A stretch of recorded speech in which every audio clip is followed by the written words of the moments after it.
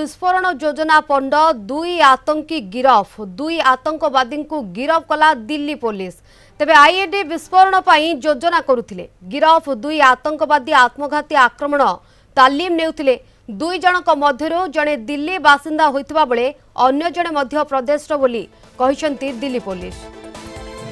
ये विस्फोरण योजना पंडर चित्र दुई आतंकी गिरफ होइतबा खबर मध्य सामना को आसुछि। अधिक सूचना पे हम सहित फोन लाइन रे जोड़ी होचंती हम दिल्ली ब्यूरो चीफ आशुतोष राउत। देखो शिवानी दिल्ली पुलिस रो additional commissioner special cell row additional commissioner Pramod Kushwaha एवं एसीपी ललित नेगी गोटे ऑपरेशन करिथिले जोथरे की आईएसआईएस संगरे संपर्क थिबा दुई जण आतंकवादी को गिरफ्तार करिछि दिल्ली रो स्पेशल सेल पुलिस।